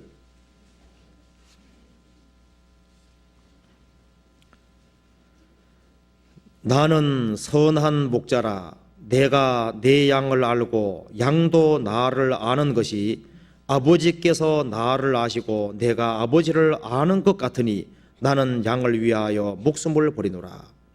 이 말씀에서 아버지께서 아들을 아시고 아들이 아버지를 아는 것 같이 같은 일이라고 그랬습니다. 내가 양을 알고 양도 나를 안다. 구원받은 것은 주님하고 나하고 직접 연결된 겁니다. 내가 대통령하고 내가 직접 만나 직접 아는 것처럼 구원을 받은 사람은 피관계로 예수님을 알고 예수님은 나를 알고 서로가 직접 아는 거예요. 아버지가 아들을 아는 것처럼, 아들이 아버지를 아는 것처럼 내 양은 나를 알고 양도 나를 안다. 그렇기 때문에 주님 음성을 분명히 분별할 수 있고 주님을 따라가는 겁니다. 27절 같이 읽어봅시다. 같이 읽읍시다. 내 양은 내 음성을 들으며 나는 저희를 알며 저희는 나를 따르느니라. 주님의 양은 주님 음성을 듣는다. 나는 저희를 알며 저희는 교파를 따라가는 것이 아니라 누구 따라갑니까? 나를, 주님을 따르느니라. 주님 음성을 듣고 실제로 주님을 따르는 거예요. 그래서 구원받은 그때부터 주님을 분명하게 더욱 알아갑니다. 주님을 창조주로 알고 구주로 알고 나를 인도하시는 분으로 알고 나하고 교제하고 주님이 나하고 같이 있다는 걸 알잖아요. 그렇기 때문에 하나님을 아는 사람은 틀림없이 겸손의 길을 걷습니다. 내가 믿고 의지하는 주님이 얼마나 영광스러운 줄 알기 때문에 그 사람은 틀림없이 겸손의 길을 걷도록 되어 있습니다. 왜? 주님은 낮은 곳으로 다니기 때문에 주님하고 교통하기 위해서는 낮추지 않고서는 교통이 안 될 거 아니에요. 그래서 하나님을 아는 사람은, 하나님은 겸손하신 분이잖아요. 예수님은 겸손의 왕입니다. 근데 하나님을 안다고 하면서 교만한 사람, 그 사람은 그 입에 발린 말입니다. 하나님을 아는 사람은 틀림없이 겸손의 길을 걷도록 되어 있고 정직의 길을 걷도록 되어 있고 영광은 오직 하나님께만 돌아가야 된다는 걸 확실하게 압니다.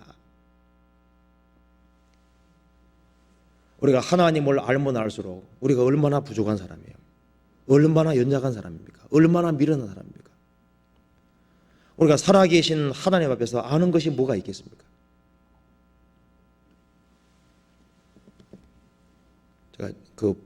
제가 울산에 옛날 정주영 씨 땅을 한번 봤는데요. 차를 타고 가면서 계속 정주영 씨 땅이랍니다. 얼마나 큰지 몰라요. 시골 부자가 정주영 씨 앞에서 있잖아요. 내가 아주 시골 부자라고 이렇게 자랑하면요, 정주영 나 한번 따라와 보시오 하고 차 태워가지고 삥 들어오면서 이게 다 내 겁니다 하면 그 말이 쑥 들어갈 거 아니에요. 우리가 살아계신 하나님 앞에서 우리가 안다면 얼마나 알겠습니까? 그러니까 그 광대하신 하나님 앞에서 우리가 얼마나 미천한지를 알기 때문에 하나님을 알면은 하나님은 사람을 귀하게 여기잖아요. 그러니까 하나님을 아는 사람은 사람을 귀하게 여기도록 되어 있습니다. 주님을 가까이 하면은 생각이 주님식으로 바뀌어갈 거 아니에요. 그래서 하나님을 사랑하고 하나님을 알기를 갈망하고 그리고 하나님을 압니다. 그 사람은 마음을 분명히 낮출 거예요. 그리고 하나님을 알기 때문에 하나님께 간구하게 되는 겁니다. 성도의 특징이 하나님하고 대화하는 거고 평상시는 대화하고 어려울 때는 간구하는 겁니다. 아무것도 염려하지 말고, 염려할 필요가 없다 그러잖아요. 모든 구할 것을 염려하지 말고 감사함으로 하나님께 아뢰라고, 간절하게. 빌립보서 한번 찾아봅시다. 빌립보서 3장 6절에서부터 7절까지 같이 읽어봅시다. 아무것도 염려하지 말고 오직 모든 일에 기도와 간구로 너희 구할 것을, 빌립보서 4장 6절 7절입니다. 몇 장이라고 그랬습니까? 네, 4장. 6절 7절 같이 읽읍시다. 아무것도 염려하지 말고 오직 모든 일에 기도와 간구로 너희 구할 것을 감사함으로 하나님께 아뢰라. 그리하면 모든 지각에 뛰어난 하나님의 평강이 그리스도 예수 안에서 너희 마음과 생각을 지키시리라. 아무것도 염려하지 말고, 아무것도, 오직 모든 일에 기도와 간구로 너희 구할 것을 감사함으로 하나님께 아뢰라. 아뢰면은 하나님이 압니다. 그리하면 모든 지각에 뛰어난 하나님, 모든 것을 완전하게 다하시는 하나님이, 하나님의 평강이 그리스도 예수 안에서 너희 마음과 생각을 지키시리라.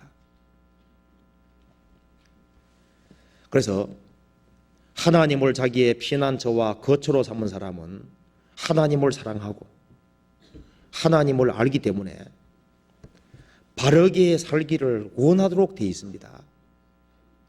그래서 아굴은 하나님을 사랑하고 하나님을 확실하게 알았기 때문에 두 가지를 간절히 구한 거 아시죠? 내가 죽기 전에 이 두 가지를 주십시오.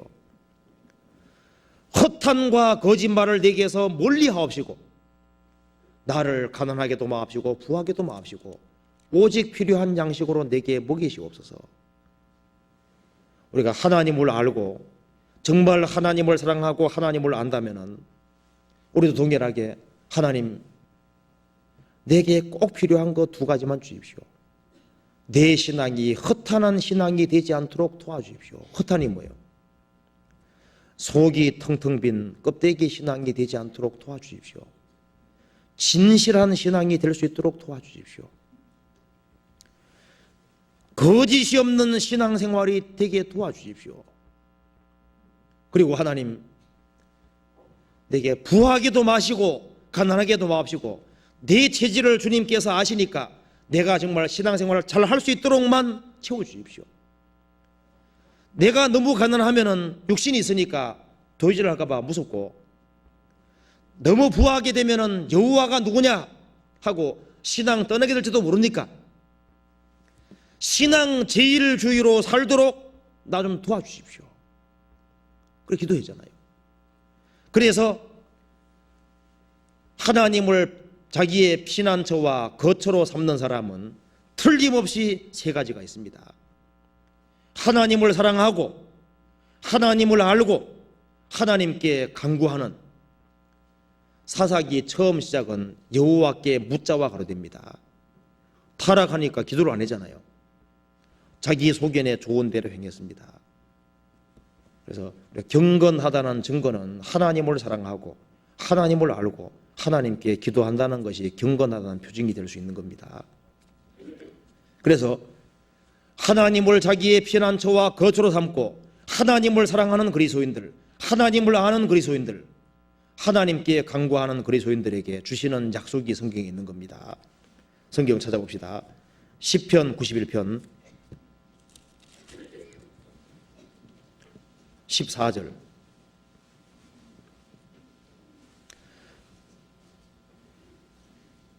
하나님이 가라사대 저가 나를 사랑한즉 내가 저를 건지리라. 하나님께서 하나님을 사랑하는 그리스도인들을 건지리라 약속입니다.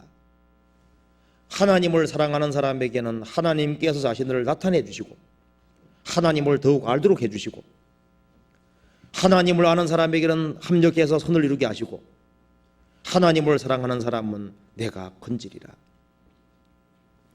사방이 꽉 막혀도 위에 있는 문은 열려있기 때문에 내가 건지리라. 생활 중에서도 건지시고 경제적인 공공에서도 건지시고 그리고 지구상에 대재앙 환란이 올 때 그 구원받은 사람을 장대에 노하심에서 건지신다 그러잖아요. 노아가 하나님을 사랑했기 때문에 노아 홍수 때 하나님이 방주에 다 집어넣고 노아는 건져주셨습니다. 저가 나를 사랑한즉 내가 저를 건지리라. 주님을 사랑하는 사람, 그 사람은 하나님께서 반드시 건집니다. 계속적으로 건져주셔요. 고린도후서 1장 찾아봅시다.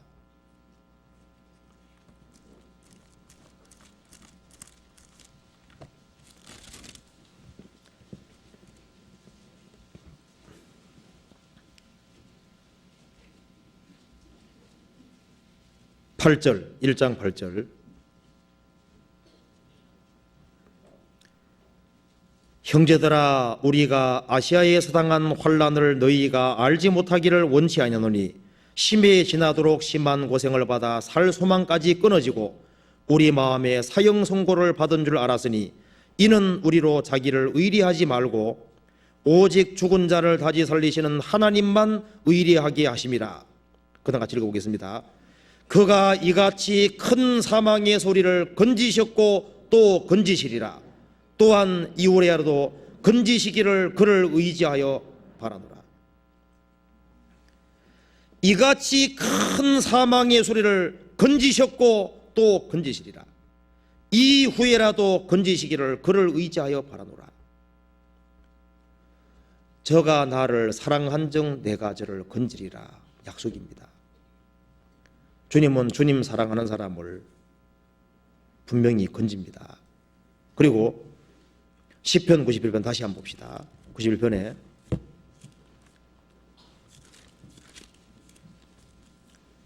(14절) 하나님이 가라사대 저가 나를 사랑한즉 내가 저를 건지리라.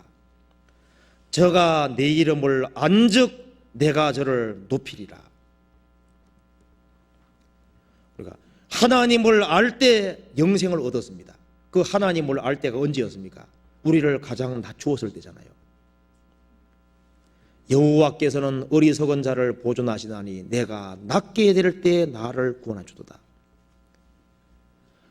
하나님 앞에서 자기를 참으로 낮추고 할 때 바로 예수님을 확실하게 알고 영생을 얻었습니다. 영생을 얻은 사람은 천사보다 높잖아요. 그리스도의 신부입니다. 그래서 땅에 있는 성도는 존귀한 거예요. 무명한 자 같으나 가장 유명한 자가 그리스도입니다. 저가 내 이름을 안즉 내가 저를 높이리라. 그래서 하나님과 예수님을 알면 알수록 은혜와 평강이 더 많아지는 동시에 하나님을 알면 알수록 자신을 낮추도록 되어 있습니다. 그래서 주님께서 그래서 겸손한 자를 높이 드셔서 그 겸손한 사람에게 하나님의 일을 하게 하시고 교회의 기둥이 되게 하시고 귀하게 쓰셔서 하나님께서 높이신다고 되어 있잖아요. 청년 여호수아는 겸손하게 배웠습니다. 그래서 나중에 지도자가 되잖아요. 모세는 고난을 잘 통과했습니다. 그래서 하나님을 알았기 때문에 하나님께서 위대한 모세로 만들어줬습니다. 다윗도 고난을 통과하는 속에서 하나님을 알았잖아요. 그래서 위대한 왕으로 만들었습니다. 저가 내 이름을 안즉 내가 저를 높이리라. 주님을 아는 사람은 자기가 아무것도 아니라는 걸 알고 낮추기 때문에 주님이 그 사람에게 능력을 주시고 그 사람을 높이시는 거잖아요. 세리와는 말하기를 나는 그분의 신들매 불교도 감당치 못하겠다.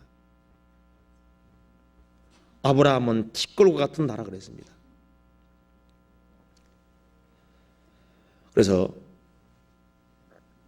예수님께서 예수님께 제자들이 물었잖아요. 천국에서는 누가 크니까 물으니까 예수님 말씀하시기를 어린아이를 데려놓고 말하기를 이 어린아이와 같이 자기를 낮추는 자가 천국에서 큰 자니라. 그래서 천국에서도 이 크게 되는 길이 높이는 길 자체가 애들처럼 낮추는 것이라고 주님 말씀하셨습니다. 왜 낮추는 것이라고 그랬냐면은 구원 받을 때도 마음을 낮춰가지고 구원을 받았습니다. 그 마음을 낮추는 사람은 마태복음 18장에서 말씀하기를 마음을 낮추는 사람은 지극히 작은 자 하나, 애들을 영접하면은 주님 영접하는 거라 그랬거든요. 그러면 마음을 높이는 사람은 애들을 무시할 수 있어요. 근데 이 겸손하게 마음 낮추는 사람은 애들 영혼도 귀하다는 거 알거든요. 그리고 마음을 낮추는 사람은 실족하는 것을 막을 수가 있습니다. 이 소자 하나를 실족해 하면은 차라리 연자맷돌을 목에 달고 빠져 죽는 게 낫다 그랬습니다. 그러니까 마음을 낮추면은 실족을 막을 수가 있잖아요. 그리고 마음을 낮추면은 이 삼가 수자 중에 하나도 업신여기지 마라. 왜 구원받은 사람 중에 지극히 작은 자라고 생각하는 사람을 왜 멸시하냐 그 말입니다. 왜 무시하냐 그 말입니다. 교만해서. 교만하면은 천국에도 못 들어가고, 교만하면은 애들도 무시하게 되고, 남을 실족시키고도 아무렇지도 않게 생각하고, 그리고 소자를 업신여기게 되고, 그리고 양 한 마리 들여주는 게 하나님 뜻이 아닌데 한 마리쯤이 하고 무시해버립니다.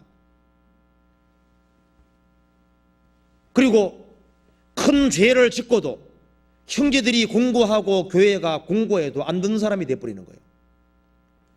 교만한 사람은 용서 못하는 사람이 되는 겁니다. 그런데 마음을 낮추면은 애들도 귀하게 보이잖아요. 한 사람에도 실족하기 원치 않습니다. 구원받은 사람 중에 한 사람, 주님 피로 구원받은 사람인데 그 사람 어떻게 업신여길 수 있어요? 한 사람쯤이야 잃어줘도 괜찮다, 어떻게 그렇게 생각할 수 있겠습니까? 그리고 교회의 판단을 두려워하게 되잖아요. 교회 안에 주님이 계시기 때문에. 그리고 마음을 낮추는 사람은 기꺼이 얼마든지 용서할 수 있습니다. 왜? 겸손하다는 것이 뭐예요? 자기가 작다는 거잖아요. 자기가 작은 사람은 원래 나는 그런 사람밖에 안 되니까 남 무시를 하고 들으면은 나는 그 정도밖에 안 되니까 문제가 안 됩니다. 근데 교만하다는 것은 뭐예요? 자기가 크다는 얘기잖아요. 자기가 크면은 조금 비위 거슬리는 말을 하면 그게 문제가 되는 겁니다. 그래서 하나님을 안다는 것이 뭐예요? 자기가 작아진다는 얘기잖아요. 하나님을 안다는 것은 자기를 낮추는 겁니다. 바울 사도는 말하기를 모든 성도 중에 지극히 작은 자보다 더 작은 나라 그랬습니다. 그는 정말 마음을 낮추고 살았기 때문에 하나님께서 그 사람을 높이셨고 그 사람을 귀하게 사용하신 거잖아요. 여기 성경에 분명히 말씀하기를 저가 내 이름을 안즉 내가 저를 높이리라. 하나님을 안다는 것은 낮추는 겁니다. 그래서 이 마음을 낮추고 살면은요, 자기는 아무 문제 되지 않는 거예요. 무시를 받아두고 다 받아들일 수 있습니다. 자기 연약한 거니까. 그래서 모임에서 누가 간증한다 합시다. 그럼 밤 보면 간증할 때 막 너무 길게 해요. 그게 문제 됩니까? 그 문제 안 되잖아요. 근데 마음이 이제 교만해지고 하면요, 간증 좀 잘 못하면요, 저것도 간증이라고 하면서 이제 막 문제가 막 되는 거예요. 성경에 말씀하기를 여기 겸손하다는 거죠. 여기 보면은 여기 저가 내 이름을 안즉 내가 저를 높이리라. 그 하나님을 아는 사람은 틀림없이 낮춥니다. 하나님은 낮은 길로 다니는 낮은 길로. 그래서 겸손한 자에게 은혜 있다고 성경이 말씀하시잖아요. 저가 내 이름을 안즉 내가 저를 높이리라. 우리는 더욱 낮춰야 돼요. 왜냐하면 육신이 있으니까 언제든지 교만해 줄 수 있거든요. 마음을 탁 낮춰봐요. 낮춰보면요, 남편이 아주 좋게 보이고, 마음 낮추면은 좋은 면이 많이 보이도록 돼 있어요. 부족한 것은 감사절로 하도록 돼 있습니다. 그렇잖아요. 교만해져 봐요. 안 좋은 것만 보입니다. 어떻게 잘 보이는지 몰라. 그래서 여기 성경에 말씀했습니다. 그 다음에 이제 15절 봅시다. 저가 내게 간구하리니 내가 응답하리라. 그 사람은 내게 간구하리니 내가 응답하리라 약속입니다. 내 입을 넓게 열라 내가 채우리라 약속이잖아요. 내가 부를 때에는 나 여호와가 응답하겠고 내가 부르짖을 때에는 말하기를 내가 여기 있다 하리라. 그리고 내가 알지 못하는 크고 비밀한 일을 내가 네게 보이리라. 저가 네게 간구하리니 내가 응답하리라. 응답할 뿐 아니라 다른 것까지 보여주시는 겁니다. 예레미야 33장 찾아봅시다. 예레미야 33장.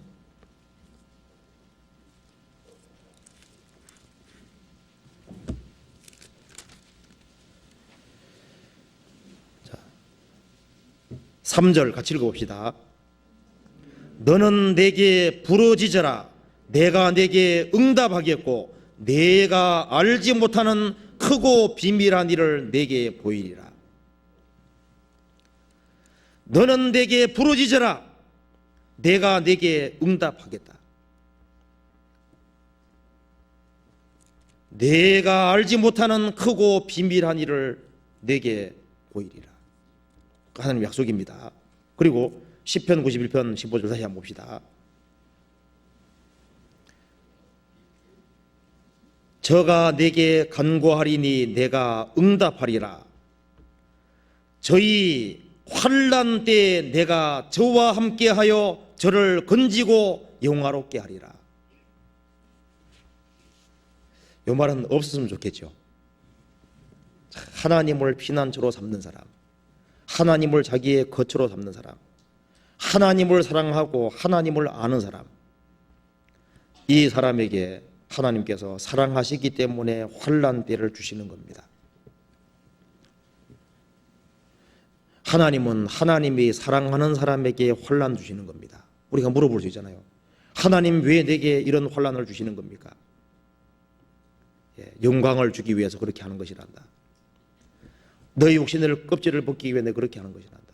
여기 말하기를 내가 저희 환난 때에 내가 저와 함께 할 것이다. 환난을 주시고 함께 하는 거예요. 예수님의 제자들이 예수님과 배를 타고 가는데 예수님이 함께 하셨지만은 풍랑은 있었습니다. 주님이 함께 하지만은 인생의 풍파는 주님이 주시는 거예요. 바울 사도를 사랑하셨기 때문에 하나님께서 감옥에도 가게 하고, 요셉을 하나님께서 깊이 사랑하셨기 때문에 에집트의 깊은 감옥 속에 집어넣었습니다. 욥을 사랑하셨기 때문에 하나님께서 특별히 환난 기간을 주신 거잖아요. 그리고 환난을 주실 때 내가 저와 함께 하기로 그러잖아요. 어려움이 있을 때 주님이 가까이 계시다는 걸 가장 쉽게 느낄 수가 있습니다. 에스겔 1장에도 보면은 그발강 가에서 에스겔이 포로로 잡혀 있을 때, 그 고통 중에 있을 때 하늘 문이 열린 겁니다. 요한계시록 1장에서도 밤보섬에요, 사도 요한이 잡혀가서 밤보섬에 유배돼 갔을 때 하늘이 열려, 그래서 요한계시록을 쓴 거예요. 저희 환난 때 내가 저와 함께하여, 어려움을 당하는 사람에게 하나님이 가장 가까이 있는 것을 느낄 수 있습니다. 그래서 왜 환난 주시냐면은 하나님을 체험하기 위해 그렇게 하시는 거예요. 저희 환난 때 하나님이 없는 것이 아닙니다. 어디 멀리 가버린 게 아니에요. 환난 때 그 사람하고 함께 계시는 거예요. 함께하여 저를 건지고 영화롭게 하리로다. 환난을 통해서 하나님께서 영화롭게 하시는 겁니다. 환난 날에 나를 부르라. 내가 저를 건지리니 내가 나를 영화롭게 하리로다. 환난 통해서 영화롭게 하는 겁니다.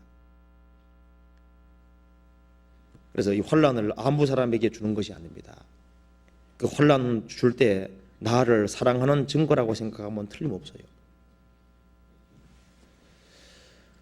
우리가 잘 아는 한나 아시잖아요. 한나. 그 엘가나에게 두 아내가 있는데 하나는 한나고 하나는 브린나입니다. 브린나는 자녀들이 여럿이 있었습니다. 한나는 무자였습니다. 브린나가 계속 마음을 격동합니다. 자식도 없는 주제에 약점을 계속 돌쳐내가지고 계속 괴롭히는 거예요. 집요하게 공격을 받았습니다. 그런데 한나는 울었다고 되어 있고 슬퍼했다고 되어 있습니다. 기도했다고 되어 있는데 악담했다는 말이 없습니다. 한나는 경건한 자이기 때문에 격동을 받으면서 하나님께 계속 기도하는 거예요. 이 한나에게 환난 때가 있었습니다. 그 한나는 할 수 있는 것은 기도밖에 없는 거예요. 하나님 제게 자식을 주시면 제가 하나님께 바치겠습니다. 하나님께서 그 기도 응답을 해줬습니다. 한나는 응답받고 난 이후에 자식을 하나님께 나중에 바쳤고 또 하나님께는 다른 자녀를 깨주셨잖아요. 그때 환난 때에 내가 저와 함께하여 저를 건지고 영화롭게 하리로다. 한나는 그 환난의 때를 통과함으로써 중요한 사실을 깨달았습니다. 뭘 깨달은지 한번 봅시다. 사무엘상 2장 봅시다.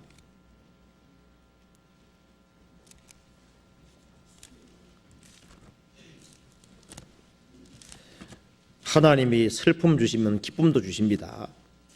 사무엘상 2장 1절에 보시겠습니다.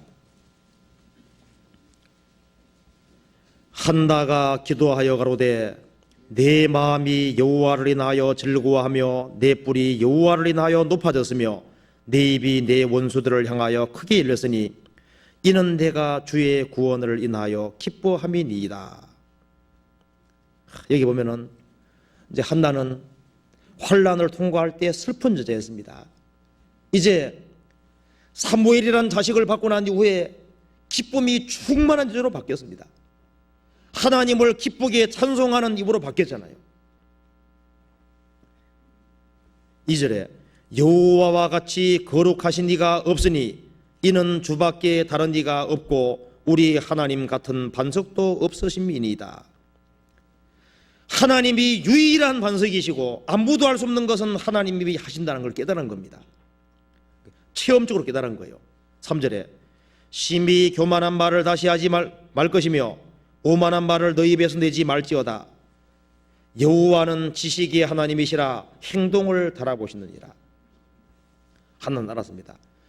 여호와는 지식의 하나님이시다. 하나님은 다 아시는구나. 처음부터 다 알고 계셨구나. 그리고 내 행동을 달아보셨구나.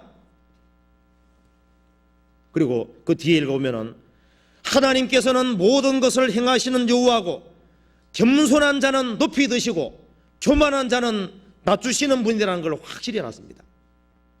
그리고 뒤에 보면은 9절에 그가 거룩한 자들의 발을 지키실 것이요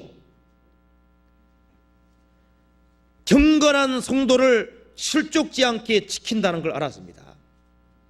그리고 10절에 여호와를 대적하는 자는 산산이 깨어질 것이라 하늘 우레로 그들을 치시리로다.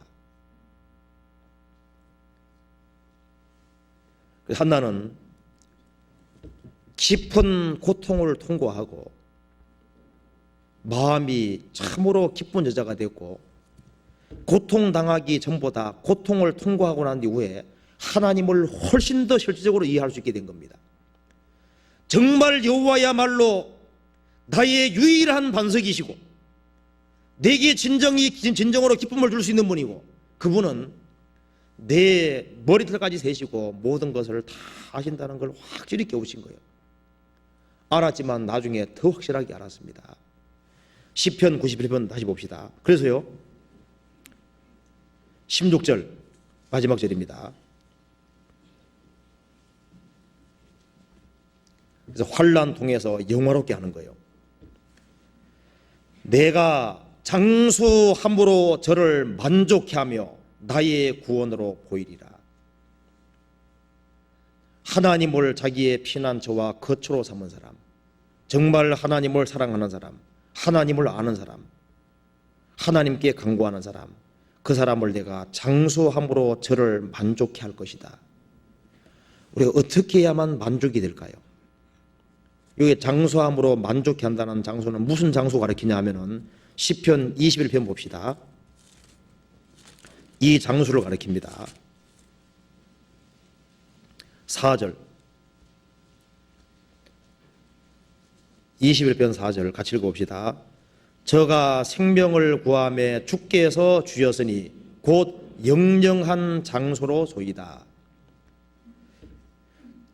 다윗은 생명을 구했고 주님은 생명을 주셨는데 무슨 생명? 영영한 장소로 소이다. 영영한 장소가 뭐예요? 영생입니다. 영생. 내가 장소로 저를 만족해 할 것이다. 영생으로 만족해 할 것이다. 그가 우리에게 약속하신 약속이 이것이니 곧 영원한 생명이니라. 영생으로 만족해 할 것이다. 우리는 영생으로 만족을 하게 될 것이고 주님의 형상으로 만족하게 될 겁니다. 시편 17편 14절 15절 같이 읽어봅시다. 여호와여 금생에서 저희 분깃을 받은 세상 사람에게서 나를 주의 손으로 구하소서. 그는 주의 제물로 배를 채우심을 입고 자녀로 만족하고 그 남은 산업을 그 어린 아이들에게 유전하는 자니이다. 나는 의로운 중에 주의 얼굴을 보리니 깨를 때 주의 형상으로 만족하리이다. 여기도 만족이 나와 있죠. 구원 안 받은 사람은 무엇으로 만족하냐면은 주의 제물로 배를 채우심을 입고 자식 낳고 자식 잘 키우는 거로 만족하고 자식을 덜 고생시키려고 돈 잘 벌어서 넘겨주는 그 재미로 사는데 그런 세상 사람에게서 나를 구별시켜 주십시오. 나는 의로운 중에 살다가 주의 얼굴을 보리니 깨를 때 부활할 때 주님의 형상을 입어서 주의 형상으로 나는 만족할 것이고 주님은 내게 영영한 장소를 허락하셨기 때문에 하나님께서 장수함으로 그 사람을 만족해 할 것이다. 영생으로 만족하게 할 것이다. 이건 하나님 약속입니다. 내가 그렇게 하겠다. 내가 장수함으로 그 사람을 구원받은 사람을 만족해 할 것이다. 그리고 시편 91편 16절에 나의 구원으로 보이리라 하시도다. 우리는 지금 영혼의 구원을 체험했습니다. 생활 중에 주님이 도와주는 것을 체험하고 있습니다. 이제 장수함으로 저를 만족해 할 것이고 나의 구원으로 보이리라.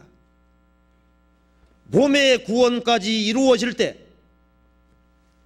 영원한 세계 속에 들어갈 때 하나님이 나를 위해서 예비한 것이 무엇인지를 다 보게 될 것이고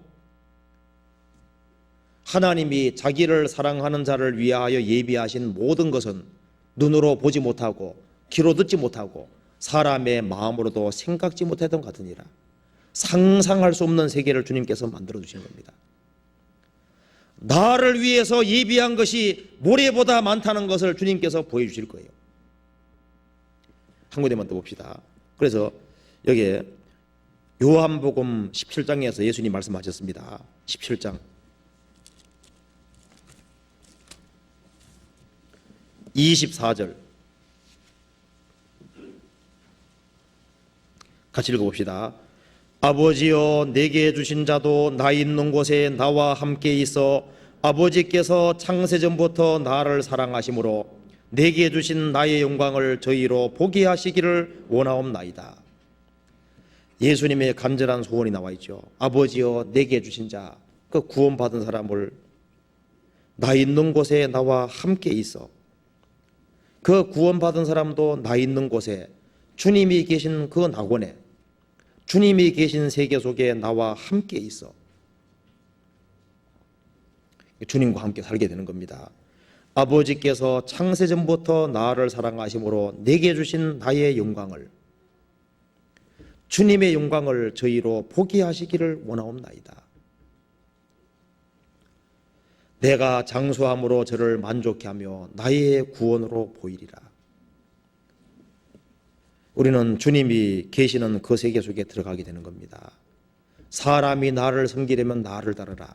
나 있는 곳에 나를 섬기는 자도 거기 있으리니 사람이 나를 섬기면 내 아버지께서 저를 귀히 여기시리라. 그래서 영원하신 하나님 여호와, 그 하나님을 피난처와 거처로 삼은 사람은 소극적으로 보호받을 뿐 아니라 이 세상에서 주님의 도우심으로 능력 있게 힘있게 살 것이고, 그 성도는 참으로 하나님을 사랑하고 하나님을 알고 하나님을 간구할 것이기 때문에, 하나님 간구할 것이기 때문에 그 사람은 생활 중에서 하나님이 건져주는 것을 경험하게 될 것이다. 하나님이 높여주는 것을 경험하게 될 것이고, 하나님의 응답을 경험하게 될 것이고, 하나님께서 그 사람에게 환난 주시고 환난 통해서 그 사람을 영화롭게 하는 것을 경험하게 될 것이다. 그리고 그 구원받은 사람에게 하나님께서 영영한 장수로 만족하게 해줄 것이고, 그 사람에게는 내가 너희들을 위해서 예비한 모든 것이 무엇인지를 확실하게 보게 해줄 것이다. 그 하나님 약속입니다. 같이 기도하시겠습니다. 자비로우신 우리 아버지 하나님 감사합니다. 저희를 구원해 주신 것을 진심으로 감사합니다. 저희들을 마음을 일깨워 주시고 주님을 더욱 사랑할 수 있는 마음을 허락해 주옵소서. 이 세상 그 어디에도 참된 만족과 안식이 없습니다. 주님을 우리의 피난처와 거처로 삼고 주님만을 떠나지 아니할 수 있도록 도와주옵소서. 이번 주간에 많은 곳에 집회가 있습니다. 집회를 인도하시는 많은 분들이 있습니다. 특별히 익산교회에서 집회를 인도하시는 이요한 목사님에게 함께 해주시고, 말씀 듣고 있는 모든 사람에게 함께 해주시고, 피곤치 아니할 수 있도록 주님께서 도와주옵소서. 그리고 이번 주간에 서울교회 인근에서 많은 집회가 있습니다. 집회가 있는 곳마다 일일이 인도해 주시고 주님께서 더욱 힘과 지혜와 용기를 허락해 주셔서 주님의 역사를 능력으로 이룰 수 있도록 더욱 도와주옵소서. 모든 것 감사드리옵고 주 예수님 이름 받들어 기도합나이다. 아멘. 찬송 같이 부르시겠습니다. 434장입니다.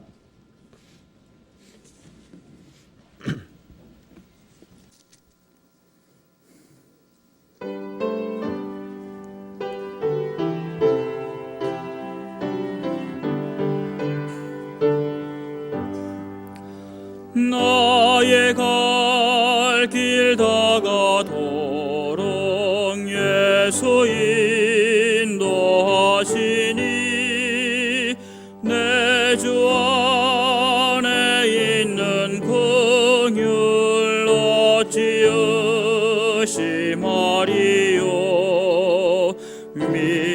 믿음으로 사는 자는 하늘 위로 받겠네. 무슨 일을 만나든지 만사 형통하리라. 무슨 일을 만나든지 만사 형통하리라. 나의 갈 길 다가도록 예수 인도하시니 어려운 일 당한 때도 족한 은혜 주시네. 나는 심히 고단하고 영혼 매우 가라나. 나의 앞에 반석에서 샘물 나게 하시네. 나의 앞에 반석에서 샘물 나게 하시네.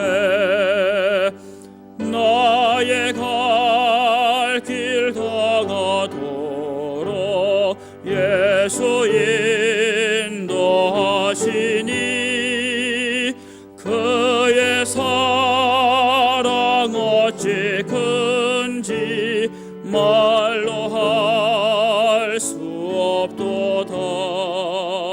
성령 감화 받은 영혼 하늘나라 갈 때에 영영 부를 나의 찬송 예수 인도하셨네.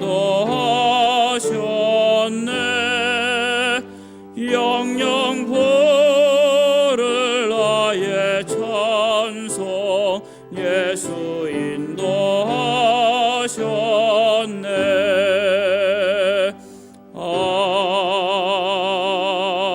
아멘. 네, 광고해 주시겠습니다.